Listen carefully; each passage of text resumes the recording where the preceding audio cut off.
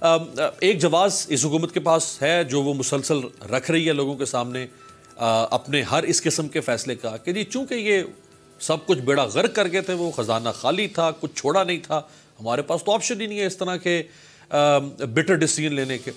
और ऑपोजिशन कह रही है कि भाई आप तो इतने अच्छे थे अगर, तो फिर आपको कोई मुतबादल प्लान लाना चाहिए था ना। आप तो हमारे वाले प्लान के ऊपर ही चल रहे हैं, हम भी महंगा करते थे, आप भी महंगा कर रहे हैं। नहीं, देखिए इंटरनेशनल मार्केट में पेट्रोल की, डीजल की, इन चीजों की कीमतें बहुत बड़ी हैं। लाजमन हमें भी उस कीमत पे खरीदना पड़ता है, लेकिन जहां हमारे अवाम के ऊपर बड़ा बोझ पड़ रहा है उसकी वजह दूसरी है। वो ये है कि यहाँ पे लगातार डॉलर की कीमत बढ़ रही है और डॉलर में आप पेमेंट करते हैं बाहर, और पाक रुपये में जब कन्वर्ट होता है तो ये बड़ी महंगी चीज यहाँ पे मिलती है। उसमें सोचने की बात है कि जब आप हमें ये कहते हैं कि 25 बिलियन डॉलर आपके पास रिजर्व में पड़े हुए हैं, तो फिर डॉलर क्यों बढ़ता जा रहा है इस तरह? अगर आप समझते हैं कि वाकई ये डॉलर आपके कंट्रोल में नहीं आ रहा, तो आप उसमें मार्केट में इंजेक्ट कर दें। आप उसमें 2, 4, 10 मिलियन आप इंजेक्ट करेंगे तो कीमत उसकी रुक जाएगी या नीचे आनी शुरू हो जाएगी। तो डॉलर ने तबाही फेरी हुई है जिसका कोई कंट्रोल नहीं कर रहे। मैं तो थोड़ा बहुत इस पे थोड़ी बातचीत कर चुका हूं एक दो इकोनॉमिस्ट से। मैं बड़ा हैरान हूं, हमारा पॉलिसी जो है वो इस वक्त स्टेट बैंक के हाथ में है। स्टेट बैंक चाहे तो वो कंट्रोल कर सकता है, लेकिन नहीं कर रहा है। फ्री फॉल लगी हुई, तो महंगाई तो होगी, पेट्रोल महंगा होगा, डीजल महंगा होगा, तो सारी और भी चीजों पे इफेक्ट आएगा, ट्रांसपोर्टेशन महंगी हो जाएगी। और ये हो इसी वजह से रहा है कि आप डॉलर में पेमेंट कर रहे हैं और डॉलर यहाँ पे 170 रुपए का हो गया हुआ। तो ये मेरा ख्याल है कि पीटीआई को सोचना चाहिए कि डॉलर के रेट अगर इसी तरह बढ़ते रहे तो ये लोग किसी मतलब इनका हाल बहुत बुरा होगा। अच्छा जनरल साहब, हम ये जारी बात नहीं कह सकते कि इमरान खान साहब बड़ी खुशी से पेट्रोल महंगा कर रहे होंगे या बिजली महंगी कर रहे होंगे या अद्वियात महंगी। अभी कल की तमाम अखबारात की खबर में थी कि अद्वियात भी महंगी हो गई हैं, ये हो रही हैं। अब ये वो दिल से नहीं कर रहे होंगे, कोई भी हुक्मरान ये नहीं चाहता कि वो आप लोगों को अपने खिलाफ कर ले। तो अगर ये दिल से नहीं कर रहे तो फिर नवाज शरीफ भी दिल से नहीं करते होंगे महंगाई, फिर जरदारी साहब भी दिल से महंगाई नहीं करते होंगे, वो भी हालात क्या तो मजबूर होंगे, फिर उनको भी ये शक का फायदा देंगे लोग। बिल्कुल ये शक का फायदा होगा, लेकिन जिस चीज पे गवर्नमेंट कंट्रोल कर सकती थी वो ये था कि मार्केट में डॉलर छोड़ के कुछ और डॉलर को स्टेबलाइज कर देते ताकि ये आपको इतना ज्यादा ना बढ़ाना पड़े। इंटरनेशनल मार्केट में रेट ऊपर गए, हो सकता है आपको 1 रुपया बढ़ाना पड़ता, अब आपको 10 रुपए वो डिमांड कर रहे हैं, आप 5 बढ़ा रहे हैं।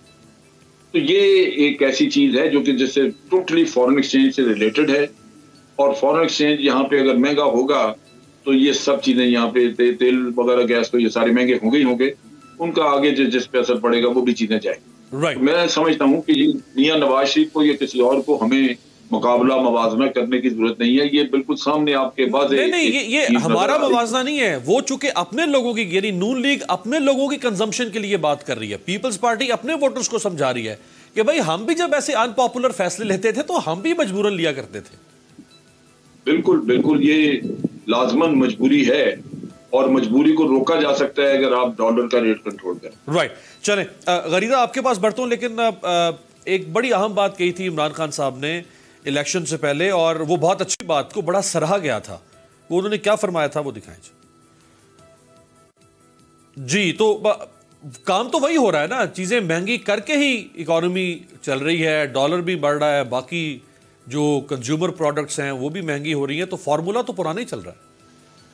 अच्छा, ठीक कह रहे हैं आपने। जो वो इससे पहले चलाया था जब इमरान खान साहब ऑपोजिशन में होते थे और तमाम अवाम की बहुत बड़ी तादाद के पसंदीदा थे, क्योंकि वो बड़ी जारहाना सियासत करते थे, बड़ी जारहाना ऑपोजिशन। उस वक्त उनको 99 रुपए का पेट्रोल, ना सिर्फ उस वक्त के ऑपोजिशन के लीडर इमरान खान साहब को, बल्कि उनके जो ओपनिंग बैट्समैन थे असद उमर साहब, उनको 99 रुपीज का पेट्रोल भी अवाम के लिए बड़ा महंगा मिलता था, बड़ा महंगा लगता था।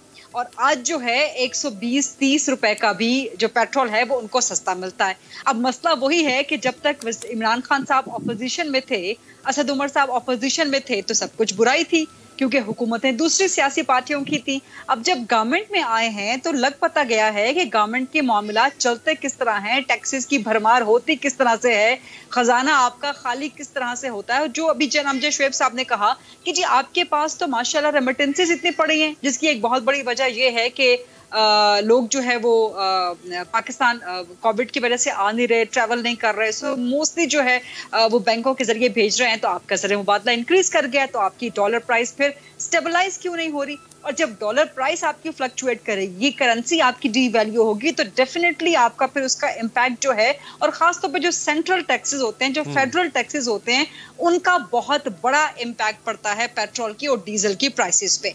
तो ये मेरा ख्याल है कि हुकूमत को सोचना चाहिए कि अपने चौथे साल में वो माशाल्लाह दाखिल हो गई है और अभी तक वो अवाम को रिलीफ नहीं दे सकी। अब डॉलर की प्राइस से आपकी सारी जो रॉ मटेरियल है वो ज़ाहिर बढ़ जाता है, जितना भी आपका इंडस्ट्रीज में इस्तेमाल होता है। तो जब आपका रॉ मटेरियल की प्राइस बढ़ती है तो इसका मतलब है कि आपका फिर जो कंज्यूमर की प्रोडक्ट है, जो एंड प्रोडक्ट कंज्यूमर के पास जा रहा है, वो भी बढ़ जाएगी। सो यहाँ से एक महंगाई के फैक्शन का आगाज हो गया। दूसरा, आपने पेट्रोल डीजल पे फेडरल टैक्सेस इंक्रीज कर दिए, बावजूद इसके कि इंटरनेशनल मार्केट में अभी भी डॉलर की जो प्राइस है वो $75 पर बैरल पे ट्रेड कर रही है और पिछले कोई 3-4 महीनों से ट्रेड कर रही है। बट गरीदा उस पे ये जो टैक्सेस हैं, मुझे अगर ये जवाब मुकम्मल सिर्फ ये जुमला मुकम्मल कर दें अमीर, आपकी बड़ी मेहरबानी होगी, कि पिछले 3-4 महीनों से 75 पे ट्रेड कर रहा है डॉलर इंटरनेशनल मार्केट पे। अब हम फोर्टनाइटली प्राइस क्यों बढ़ा रहे हैं? हम हर 15 दिन बाद तो तेल नहीं खरीद रहे ना, तेल तो आप खरीदते हैं कम से कम 1 क्वार्टर के लिए, दैट मींस कि कम से कम 6 महीनों के लिए आप एक तेल, 3 से 6 महीनों के लिए आप तेल खरीद लेते हैं। तो आप फिर मुसलसल फोर्टनाइटली उसको रिवीजन क्यों कर रहे हैं? और देखें, ये चीजें हम और आप तो डिस्कस कर लेंगे, लेकिन जब आप एक बाहर आम शख्स से बात करेंगे जो कि सैलरीड तबका है, लोअर मिडिल क्लास है, जो गरीब है, जिसके पास छोटी गाड़ी है, जिसके पास मोटरसाइकिल है, जिसने आना जाना ही अपना इन चीजों पे करना है, वो किस तरह गुजारा करेगा? वो आपकी ये बातें नहीं समझता। उसको तवक्को थी, उसका ईमान था, उसका यकीन था कि इमरान खान साहब वजीर आजम बनेंगे तो तब्दील लेके आएंगे, सही है, तो मुल्क में बड़ी खुशहाली लेके आएंगे। बट अभी तक 4 साल में तो हुआ नहीं, तो जाहिर है हुकूमत से फिर सवाल होंगे, वजीर आजम साहब से सवाल होंगे, वज़रा से सवाल होंगे, और इसका जवाब वजीर साहब से सवाल कर लेते हैं। वजीर साहब चूंकि हमारे साथ मौजूद हैं, तो फारूक हबीब साहब, हम बेनिफिट ऑफ डाउट तो दे रहे हैं मुसलसल तहरीक इंसाफ को, क्योंकि जिस हालत में आपको मुल्क मिला होगा वो बहुत डेफिनेटली आइडियल नहीं होगा। अगरचे नून लीग पीपल्स पार्टी कहते हैं कि बड़ा आइडियल मुल्क हमने छोड़ा, लेकिन चीज़ें बेहतर होती भी तो नजर नहीं आ रही। अब बजट आपने बहुत अच्छा लेकर आए, उस बजट में बड़े शादियाने बजे, write down the line of 3 months, आज हम 3 महीने के बाद दोबारा से वही चीजें होती देख रहे हैं।